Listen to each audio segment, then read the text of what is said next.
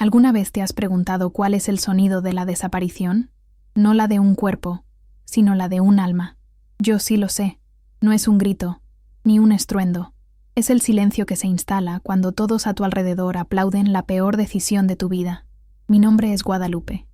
Tengo 73 años, y estoy aquí para contarles cómo, en nombre del amor y la sensatez, orquesté mi propia desaparición. La historia que voy a compartir no es sobre una enfermedad, sino sobre una trampa mucho más común y silenciosa, una jaula de oro que muchos llaman cuidado familiar, y como yo, una maestra que dedicó su vida a darles voz a otros, perdí la mía por completo. Mi vida, antes, olía a tierra mojada de Puebla y sonaba con el repique de las campanas de la catedral. Yo era Doña Lupe, una figura casi tan constante como el zócalo en el corazón de la ciudad. Mi casa era pequeña, pero mi mundo era inmenso, lleno de las risas de mi esposo, Roberto, de las pláticas con los vecinos en la banqueta y del respeto de mis exalumnos. Cuando Roberto se fue, el silencio que quedó era ensordecedor. Cada rincón de aquella casa gritaba su nombre, y la soledad se volvió una presencia física, un fantasma con el que compartía mi café de la mañana. Fue en ese terreno de vulnerabilidad que mi hija sembró la semilla de una idea que todos, incluyéndome, pensaron que sería mi salvación. Si esta sensación de sentirse perdido, aun estando rodeado de gente, te resuena, que sepas que no estás solo. Historias como la mía necesitan viajar, encontrar a otras personas que necesitan escucharlas. Por eso, te pido que, si aún no lo has hecho, te suscribas aquí en el canal. Y dime, ¿desde qué ciudad me estás viendo? Quiero saber hasta dónde puede llegar mi voz. Deja tu comentario. Vamos a crear nuestra propia comunidad aquí. Suscríbete para no perderte el desenlace de esta jornada y de otras que pueden iluminar tu camino. La propuesta de Sofía, mi hija, sonó como música para mis oídos heridos. Mamá, vente a vivir con nosotros a la Ciudad de México. No es justo que te quedes allá sola. Sus palabras eran un abrazo. La idea fue celebrada como si fuera día de fiesta. Mis vecinos me felicitaban en la calle. El padre, con su sabiduría, afirmó que era la voluntad de Dios y el acto más sensato. Y yo, hambrienta de seguridad y afecto, me creí cada palabra. Vendí la casa donde cada ladrillo guardaba un recuerdo y empaqué mi vida. Lo que no sabía era que, en el fondo de aquellas cajas de cartón, junto con mis portarretratos y libros, estaba embalando a la mujer que solía ser. La llegada a la Ciudad de México fue un golpe para los sentidos. Yo, acostumbrada al cielo limpio de Puebla, donde el volcán Popocatépetl nos daba los buenos días, ahora vivía en el piso 12 de un monstruo de concreto. Desde la ventana del departamento de Sofía, solo veía otros monstruos iguales, un laberinto de cristal y cemento que se extendía hasta donde la vista se perdía en el smog. El sonido constante de los claxones y las sirenas era lo opuesto a la melodía tranquila de las campanas de mi parroquia. Era una ciudad que no paraba a respirar, y yo sentía que me estaba succionando todo el aire, poco a poco. Los primeros días, fui tratada como una reina. Sofía me compró una bata de tela suave. Mis nietos, Mateo y Valentina, llenaban la casa con una energía contagiosa, y yo me sentí, por primera vez en meses, genuinamente útil y amada. «Nos salvaste, mamá», decía mi hija, mientras yo preparaba un platillo que le gustaba desde niña. Me aferré a esa sensación de ser necesaria. Desempaqué mis cosas. Organicé mis pocas pertenencias en un cuarto que era cómodo, pero impersonal, y creí, con todas mis fuerzas, que la soledad había sido finalmente derrotada. Estaba a salvo en el seno de mi familia, pero la seguridad empezó a parecerse a una correa, de forma tan sutil que tardé en darme cuenta. La ayuda, antes ofrecida, se convirtió en una expectativa silenciosa. Nadie nunca me dio una orden, pero la rutina se impuso con la fuerza de un decreto. Mi día comenzaba antes del amanecer para preparar los chilaquiles de Javier, mi yerno, a quien le gustaban de una manera muy específica. Después, era el maratón de alistar a los nietos para la escuela, lavar los trastes del desayuno, tender las camas, separar la ropa para lavar. Yo hacía todo sin que me lo pidieran, pero el suspiro de alivio de Sofía al irse a trabajar era mi paga y mi sentencia. Fue así como Doña Lupe empezó a morir. Para los empleados del edificio, yo era la mamá de Sofía. En la escuela, la abuela de Mateo y Valentina. Mi nombre, Guadalupe, la mujer que enseñó a cientos de niños a escribir el suyo, se fue borrando, como gis en un pizarrón.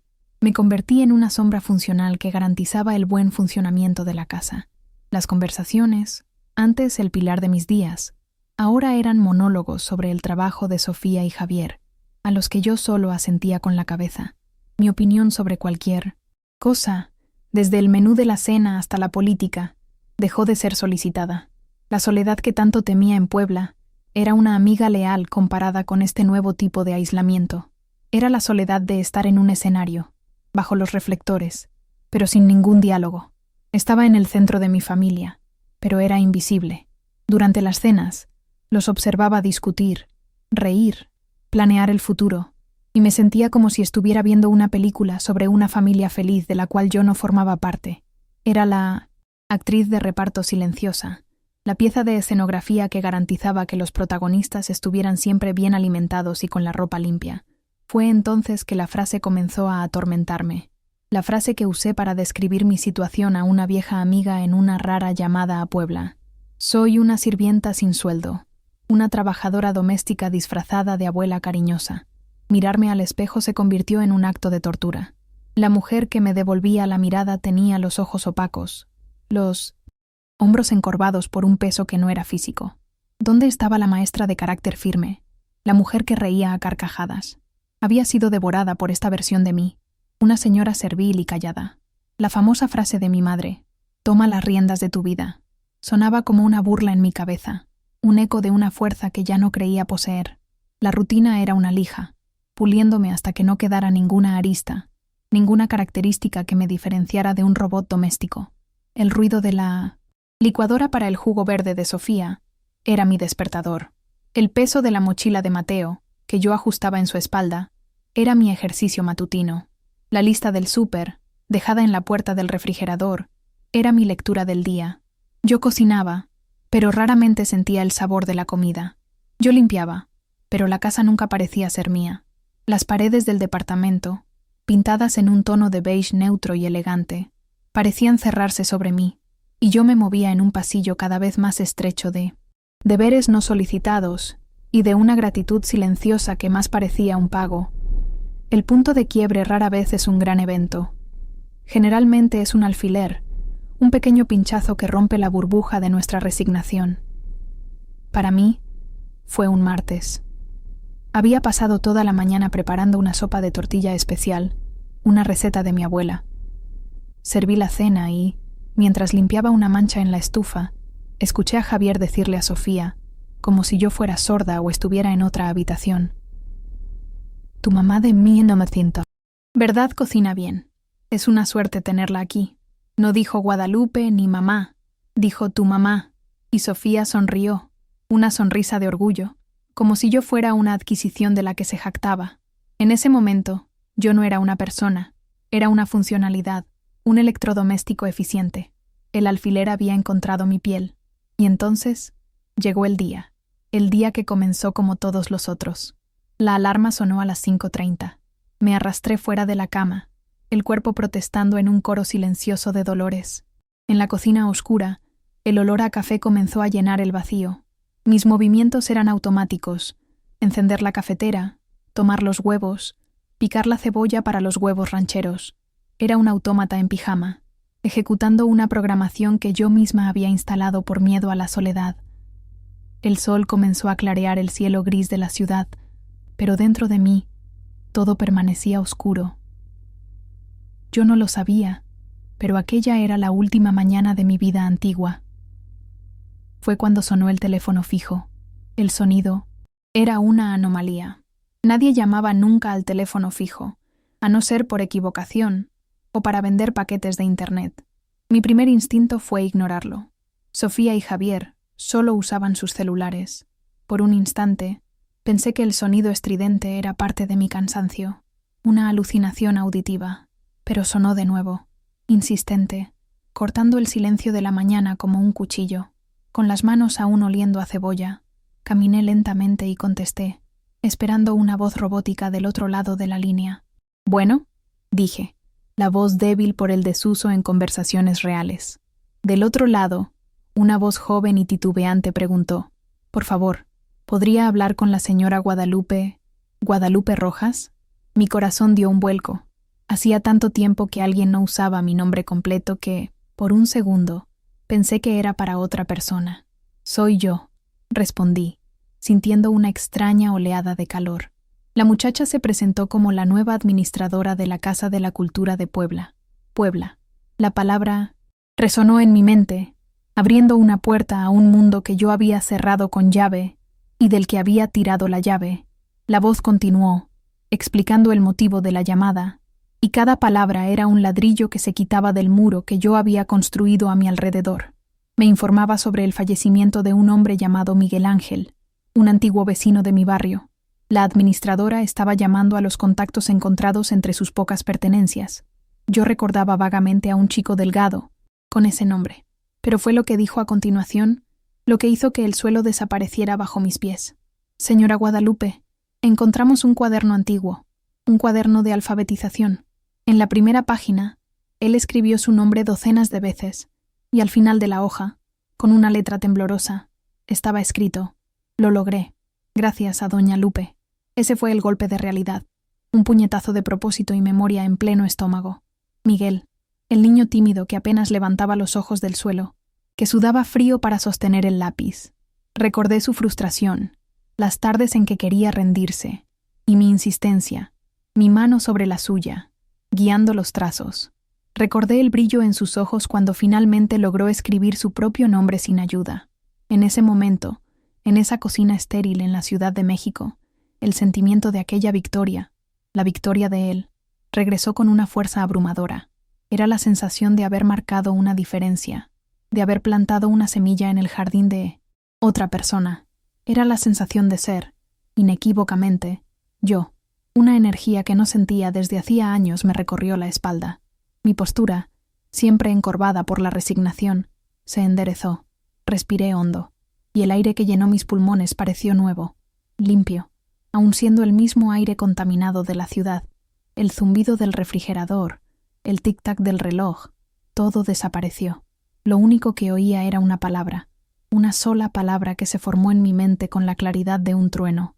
Basta, basta de ser una sombra, basta de ser la mamá de Sofía, basta de cocinar por obligación. Yo era Guadalupe Rojas, yo era doña Lupe, y esa mujer todavía existía. Mientras la muchacha en el teléfono hablaba sobre los detalles del funeral, ofreciendo sus condolencias, mi mente ya estaba en otro lugar. El plan se desplegó en mi cabeza, no como un sueño, sino como un mapa claro y preciso. Volver a Puebla ya no era un deseo nostálgico, era una necesidad, una cuestión de supervivencia del alma. Miré alrededor de esa cocina moderna e impecable, con sus electrodomésticos de acero inoxidable y gabinetes planeados. Era hermosa, funcional y completamente fría. Era la cocina de otra persona. Era una jaula perfecta, pero aún así, una jaula. Le agradecí a la administradora por la llamada, mi voz sorprendentemente firme, y colgué el teléfono. El apartamento estaba en silencio. Mi familia estaba viviendo sus vidas allá afuera, pero, por primera vez en mucho tiempo, yo también tenía una vida que vivir. Me quedé parada en medio de la sala, mirando por la ventana panorámica. El mar de edificios que antes me oprimía, ahora parecía solo un escenario. Yo no era pequeña. Había estado dormida. La frase de mi madre regresó, pero esta vez no era una acusación. Era un llamado a la acción, una orden. Toma las riendas de tu vida. Y yo sabía, con una certeza que vibraba en cada célula de mi cuerpo, que eso era exactamente lo que iba a hacer. El día apenas comenzaba. El silencio que siguió después de colgar el teléfono era diferente. Ya no era el silencio de la opresión, de la invisibilidad. Era un silencio de claridad, el tipo de quietud que se encuentra en el ojo de un huracán. El departamento, con sus muebles de diseño y sus espacios abiertos, ya no me intimidaba. Lo veía ahora con los ojos de una visitante que está a punto de despedirse. Caminé hacia la cocina, pero en lugar de empezar a preparar el almuerzo, abrí la alacena y tomé una taza de porcelana que yo misma había traído de Puebla, una de las pocas cosas que me pertenecían de verdad. Preparé un té de manzanilla un pequeño acto de autocuidado, un gesto que era enteramente para mí. Me sentía como una actriz que, a mitad de la obra, decide abandonar el guión y empezar a improvisar su propia historia. Con la taza humeante en la mano, fui a mi cuarto. La habitación estaba ordenada y limpia, pero anónima. Podría ser el cuarto de cualquier persona. Abrí el cajón del buró y saqué una libretita de notas y una pluma. Objetos que no usaba con frecuencia, desde que mi vida se resumió a tareas domésticas. Me senté al borde de la cama, el colchón hundiéndose bajo mi peso, y en la primera página, con una caligrafía que me sorprendió por su firmeza, escribí en la parte superior: Plan Puebla. Ese simple acto de escribir, de organizar mis pensamientos en el papel, fue como encender una luz en una habitación que había estado oscura por mucho tiempo. Era la maestra Guadalupe tomando las riendas de nuevo. Debajo del LUN. Título. Empecé a hacer una lista. No era una lista de sentimientos o miedos, sino de acciones, concretas, medibles. La primera línea decía: 1. Comunicar a Sofía y Javier. La palabra comunicar y no pedir fue una elección deliberada. La segunda línea: 2. Investigar rentas en Puebla, colonias céntricas. La tercera: 3. Llamar a Santiago. Al escribir el nombre de mi hijo, un sentimiento de esperanza calentó mi pecho. Santiago era diferente a Sofía, más tranquilo, más observador. Él siempre pareció sentir que algo andaba mal, pero nunca supo cómo preguntar. Quizás él sería el aliado que necesitaría. La lista transformó mi revolución interna en un proyecto factible. Las horas siguientes fueron las más largas del día. La espera del regreso de Sofía y Javier fue una prueba de resistencia para mi nueva determinación. El reloj en la pared de la sala parecía moverse en cámara lenta. El apartamento estaba en un silencio absoluto, ya que, por primera vez en meses, yo no estaba haciendo ruido en la cocina, ni encendiendo la lavadora. Me senté en un sillón cerca de la ventana, no para observar el tráfico caótico de abajo, sino para viajar en mis propios recuerdos. Cerré los ojos y me transporté al Zócalo de Puebla. Imaginé el sabor dulce de los camotes vendidos en el carrito. Escuché las risas de mis amigas en nuestro café de siempre. Cada recuerdo era un ladrillo más, fortaleciendo la muralla de mi decisión. El sonido de la llave en la puerta, al final de la tarde, fue la señal. Mi corazón se aceleró, no de miedo, sino de anticipación. Sofía entró primero, quitándose ya el saco, seguida por Javier, que aflojaba la corbata. La expresión de ambos cambió de cansancio a confusión, al verme sentada, inmóvil, y al notar la cocina oscura y fría. «Mamá, ¿qué pasó? Estás pálida», dijo Sofía, acercándose, con una preocupación genuina en su voz. Era la entrada que yo esperaba. El telón se estaba abriendo para el primer acto de mi liberación. Decidimos pedir comida. La ausencia de mi cena habitual dejó un vacío en el aire, una tensión palpable. Nos sentamos a la mesa del comedor, y el ruido de los cubiertos contra los platos de plástico del restaurante chino parecía demasiado fuerte. Esperé a que terminaran los primeros bocados. Entonces, respiré hondo, miré directamente a mi hija y luego a mi yerno, y dije, con la voz más calmada que pude proyectar: «Sofía, Javier, hoy tomé una decisión muy importante. Voy a volver a Puebla».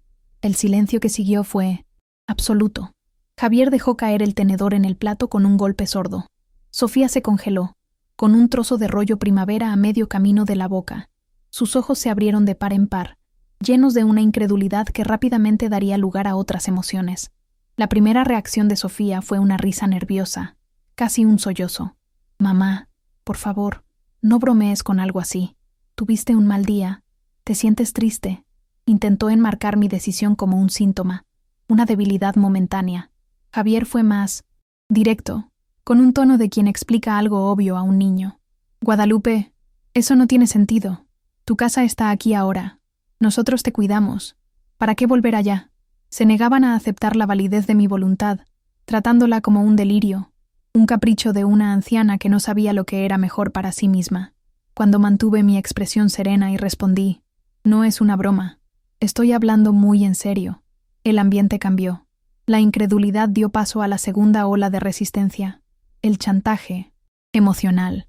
Los ojos de Sofía se llenaron de lágrimas, una táctica que ella, incluso sin darse cuenta, usaba desde niña. Pero, ¿y los niños? Mamá, Mateo y Valentina te adoran. ¿Cómo puedes pensar en abandonarlos así? ¡Qué egoísta de tu parte! La palabra egoísta fue dicha con una punzada de veneno, diseñada para golpearme donde más dolía, en mi amor por mis nietos. El mensaje era claro. Mi felicidad tenía un costo, y ese costo era la felicidad de ellos. Javier, viendo que la calma no funcionaba, pasó al ataque directo a mi capacidad. Tienes 73 años, Guadalupe. ¿73? ¿De verdad crees que puedes vivir sola? Si te caes en la regadera, si te sientes mal a mitad de la noche, ¿quién te va a ayudar? Lo que estamos haciendo aquí es protegerte de ti misma. Con todo respeto, creo que no estás pensando con claridad. Era el argumento final, el jaque mate que creían tener.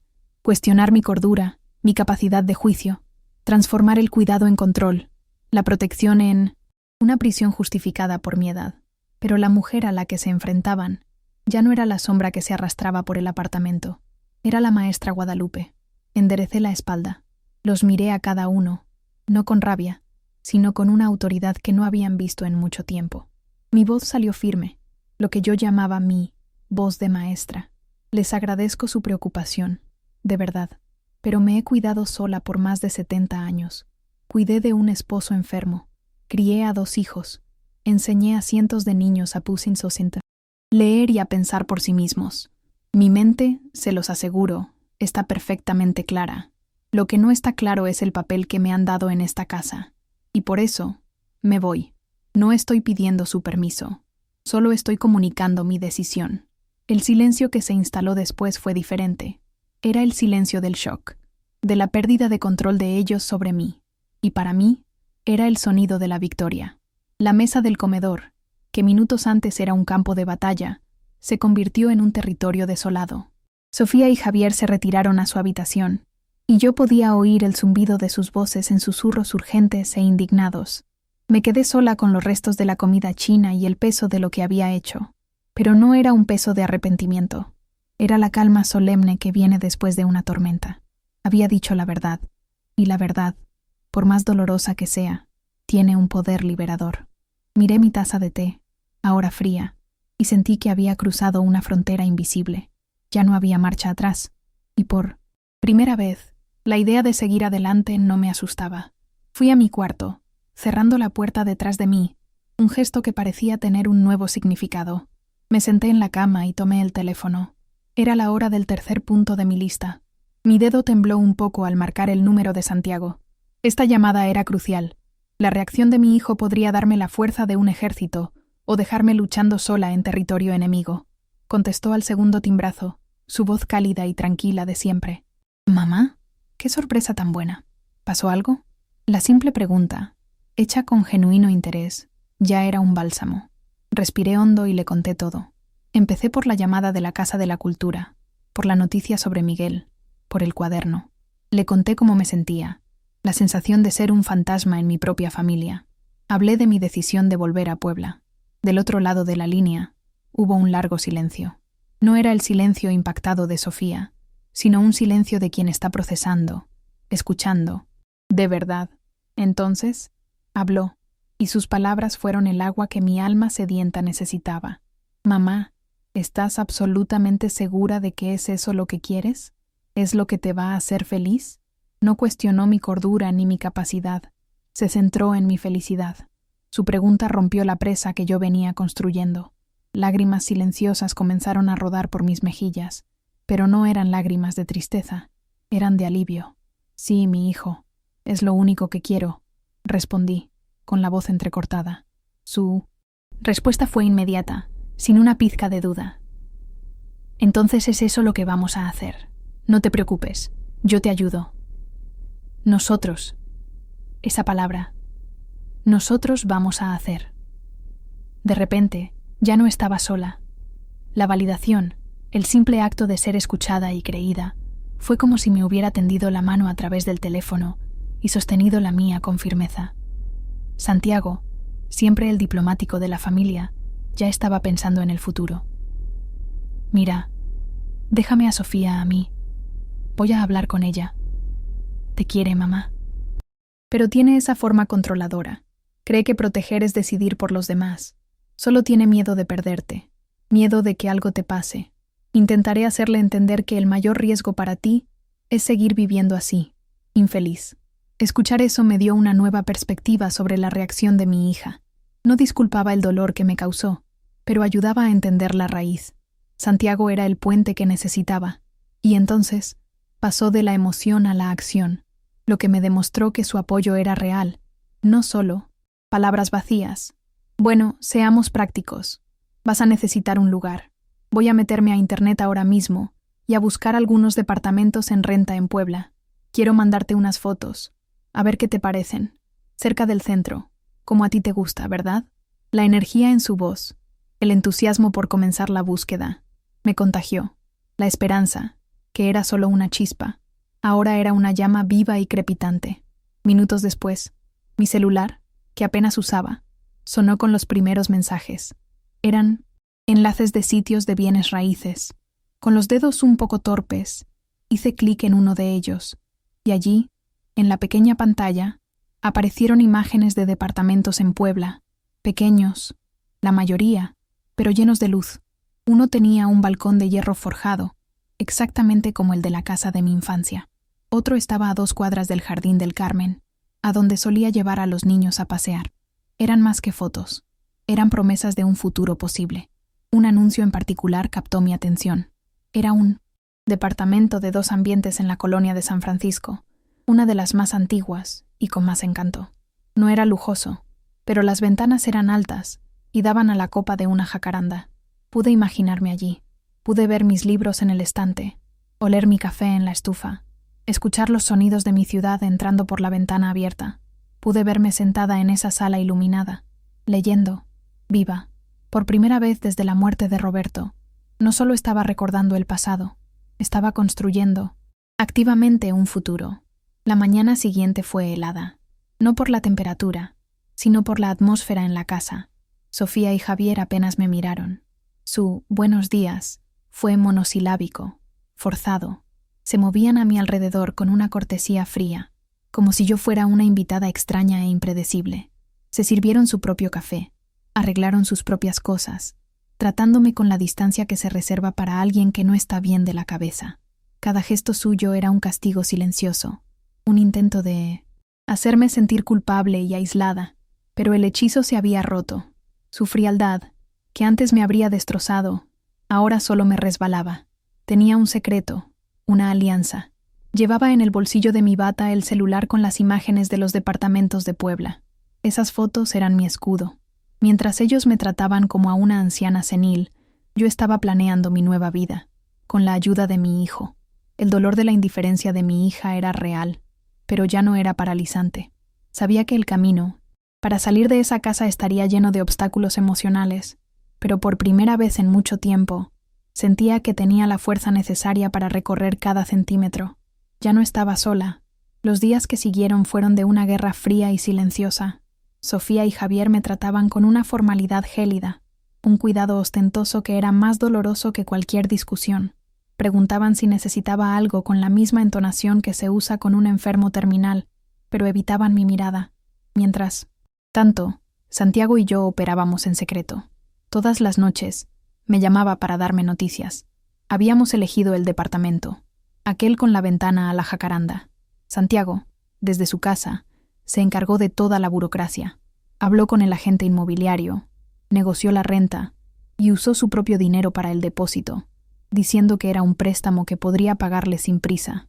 Cada paso concreto que daba era una palada de tierra sobre la tumba de mi antigua vida.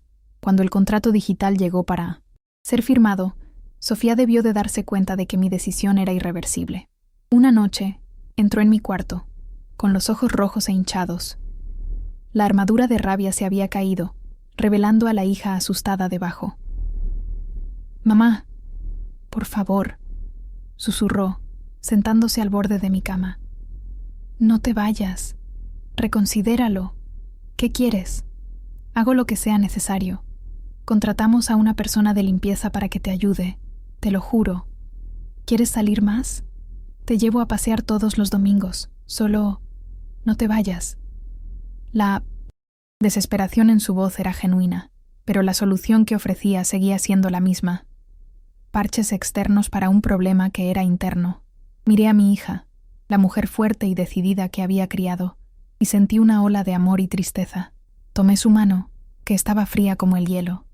«Mi vida», le dije, con la voz suave pero firme. «Lo que necesito no es menos trabajo o más paseos. Lo que necesito, no puedes contratarlo, y ni siquiera tú puedes dármelo. Necesito ser yo misma. Y Guadalupe, doña Lupe, ella solo puede respirar en Puebla. Esto no cambia el amor que siento por ti y por mis nietos, pero una planta no puede florecer en la sombra, y yo he vivido en la sombra demasiado tiempo. La decisión estaba sellada, no con rabia, sino con la triste e inquebrantable certeza de la verdad. El acto de hacer las maletas fue una ceremonia de liberación, tan diferente de la primera vez. En aquella, había encajonado mi vida con resignación.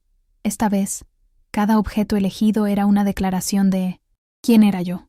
Empaqué mis libros de García Márquez y Octavio Paz.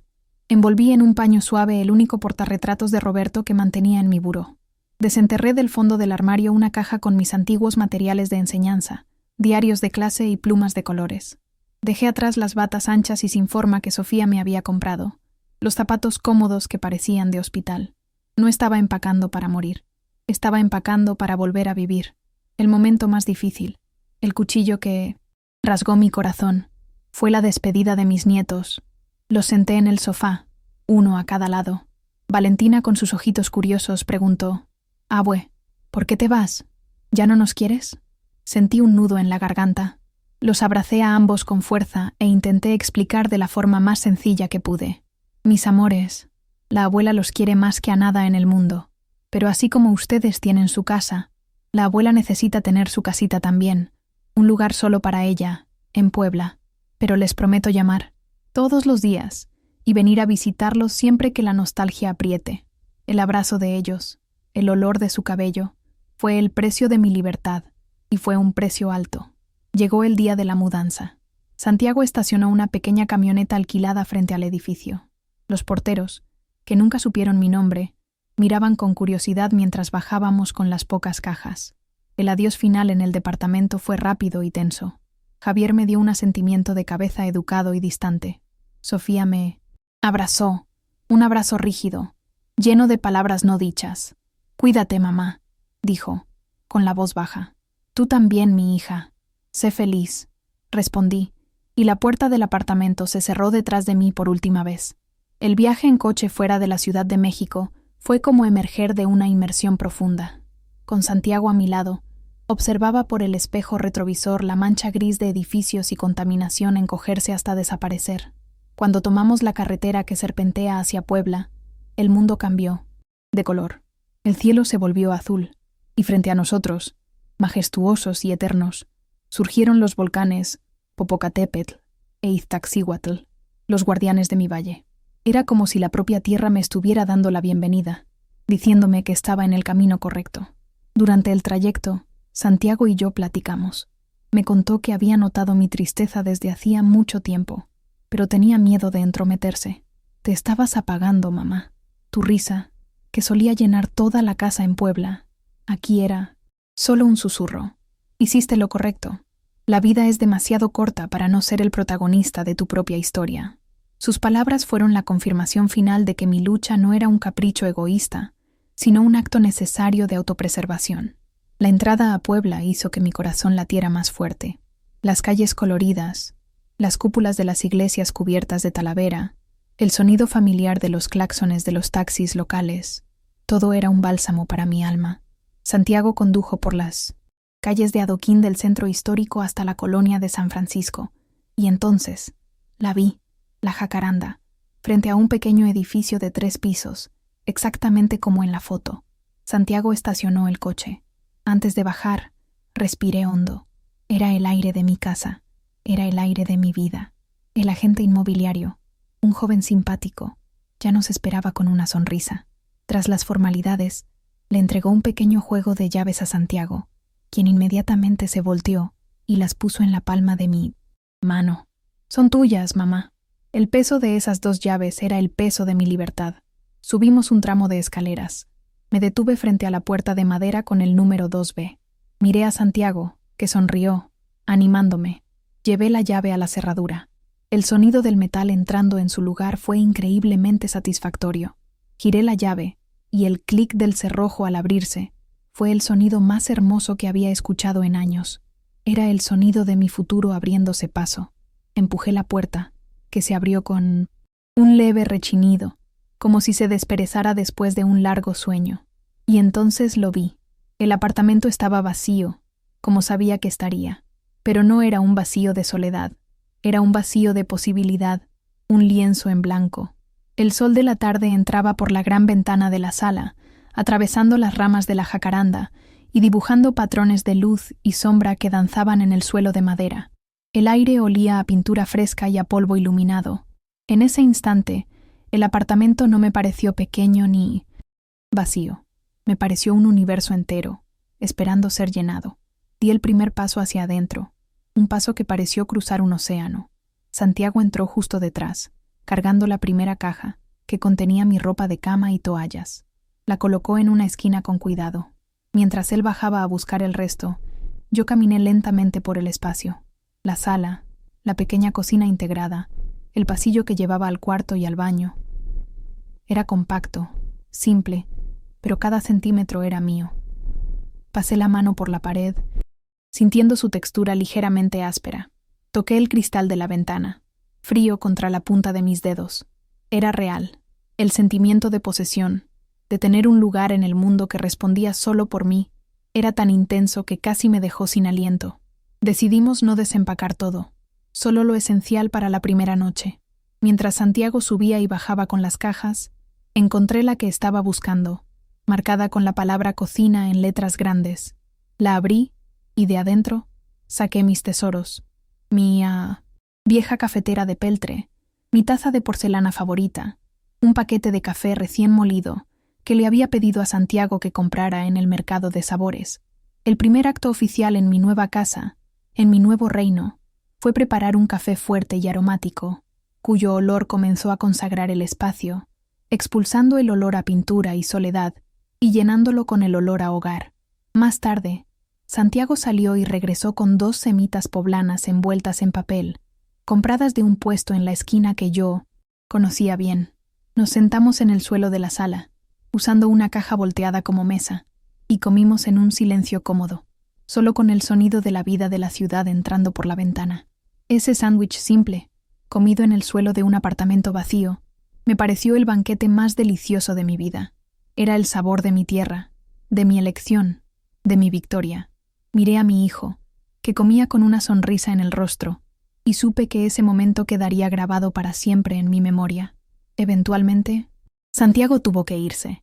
El camino de regreso a la Ciudad de México era largo. Me dio un abrazo fuerte y prolongado.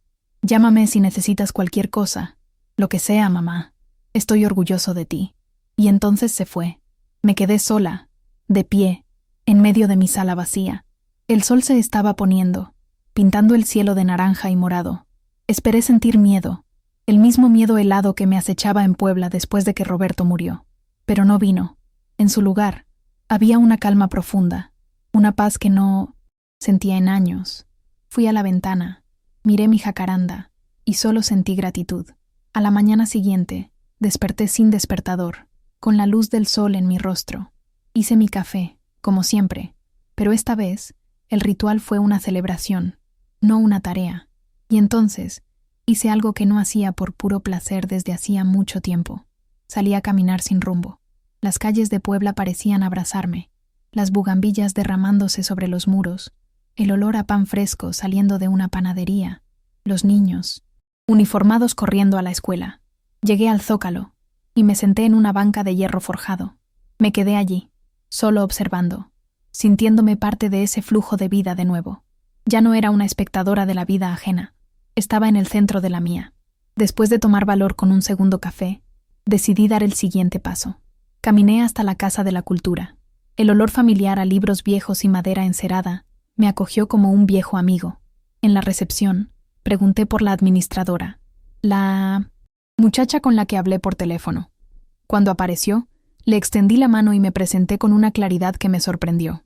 Hola, soy Guadalupe Rojas. Decir mi nombre en voz alta, en ese lugar, Fue como reclamar un título que me pertenecía por derecho. La muchacha, llamada Patricia, esbozó una amplia sonrisa. Doña Lupe, qué gusto conocerla en persona. Me conmovió tanto la historia del cuaderno del señor Miguel. Platicamos un rato, y entonces, sintiendo un impulso de valentía que brotaba de mi nueva libertad, pregunté: Patricia, dime una cosa, ¿todavía tienen ese programa de alfabetización para adultos? Yo solía dar clases aquí, como voluntaria. Su rostro se iluminó. Doña Lupe, no lo puedo creer. El programa existe, pero andamos cortos de voluntarios con experiencia. Necesitamos ayuda desesperadamente. En ese momento, lo supe. No solo era bienvenida, era necesaria. Saliendo de allí, sintiéndome flotar, hice otra llamada que había estado posponiendo. A mi mejor amiga, Elena, la única con la que me había desahogado, meses atrás, sobre mi vida en la Ciudad de México. Contestó con su voz de siempre. Elena, soy yo, Lupe. Lupe, qué milagro. ¿Cómo estás, mujer? Estoy bien, Elena. De hecho, estoy de maravilla. Estoy de vuelta. Hubo un silencio de shock al otro lado, seguido de un grito de alegría. No te creo. ¿Dónde? ¿Cómo? Tenemos que vernos. Quedamos para el día siguiente, en nuestro café de siempre, el café de los artistas. Al día siguiente, allí, estaba yo, sentada en la misma mesa donde Elena y yo habíamos resuelto los problemas del mundo por más de 30 años. Cuando llegó y me vio, sus ojos se llenaron de lágrimas. Nos abrazamos con fuerza.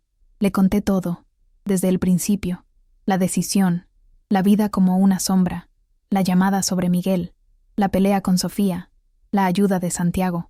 Me escuchó atentamente, sin interrumpir. Al final, sostuvo mi mano sobre la mesa, me miró profundamente a los ojos y dijo algo que nunca olvidaría. Guadalupe, lo que hiciste, la valentía que tuviste, mujer, no tienes idea, pero me has dado mucho en qué pensar sobre mi propia vida. Mi primera clase en la Casa de la Cultura fue una mezcla de nerviosismo y euforia. Frente a mí, no había niños, sino rostros marcados por la vida. Una joven madre que quería ayudar a sus hijos con la tarea. Un señor que soñaba con leer las cartas que su nieta le escribía. Un muchacho que necesitaba leer los letreros de los camiones para no perderse. El momento en que tomé el gis y escribí la letra A en el pizarrón, un sentimiento de propósito tan intenso me llenó, que supe, sin sombra de duda, que estaba exactamente donde debía estar. No solo estaba enseñando el abecedario, les estaba devolviendo un pedazo del mundo, y al hacerlo, estaba reconstruyendo el mío. Cerca de un mes después, recibí una llamada de Elena. Su voz era diferente, llena de una energía que no le oía en años. Lupe, no me lo vas a creer, dijo, casi riendo. Lo hice. Después de nuestra plática, me armé de valor. Hablé con mi hijo, le dije que necesitaba mi espacio. Renté un departamentito a 10 cuadras de aquí. Lupe, tengo mi propia cocina otra vez. La noticia me llenó de una alegría inmensa. Mi pequeña rebelión ya no era solo mía. La semilla de mi valentía había volado con el viento y comenzado a brotar en el jardín de otra persona. Mi historia se estaba convirtiendo en un faro. Mi nueva rutina estaba hecha de placeres simples, pero profundos. Despertar, con el sol en mi ventana, no con el sonido de un despertador. Tomar mi café leyendo un libro, no limpiando el desorden de otros. Ir a mis clases voluntarias, encontrarme con mis amigas, caminar sin prisa por el mercado, eligiendo mis propias frutas y verduras. Los fines de semana, empecé a hacer pequeños viajes que siempre soñé. Tomaba un autobús a la ciudad vecina de Cholula para ver la Gran Pirámide, o a Atlixco para ver las flores. Eran pequeñas aventuras, pero para mí representaban la conquista de continentes. Era la capitana de mi propio barco. Una noche de martes, sonó mi teléfono. Era un número de la Ciudad de México. Mi corazón se detuvo por un instante. Era Sofía. Su voz era baja, titubeante, desprovista de la rabia o la manipulación de las últimas conversaciones. «Mamá», comenzó, ¿Cómo estás?» La pregunta era simple, pero cargaba un mundo de significados. No era «¿necesitas algo?» o «¿ya lo reconsideraste?» Era una pregunta sobre mí, sobre mi estado de ánimo. Fue el primer puente que construyó sobre el abismo que nos separaba. En esa llamada, y en muchas otras que siguieron, las paredes de hielo comenzaron a derretirse. En una de ellas, con la voz entrecortada por el llanto, Sofía finalmente confesó: «Santiago habló mucho conmigo, mamá, y el silencio en esta casa me ensordeció. Me hizo darme cuenta de que te tenía aquí, pero no te veía. Veía a la abuela, a la cocinera, a la ayuda, pero no veía a mi mamá. Perdóname por haberte dejado desaparecer frente a mí». Esa petición de perdón no curó todas las heridas, pero fue la lluvia necesaria para que un nuevo tipo de relación pudiera comenzar a crecer. Nuestra conexión se transformó. Nuestras llamadas se convirtieron en conversaciones reales. Me preguntaba sobre mis alumnos, se reía de mis historias con Elena, me pedía mi opinión. Los nietos me llamaban por video, mostrándome los dibujos de la escuela, y yo les mostraba mi jacaranda por la ventana. La distancia física, irónicamente, nos acercó. Ya no era una posesión conveniente, sino una madre y abuela con una vida propia, interesante y digna de respeto.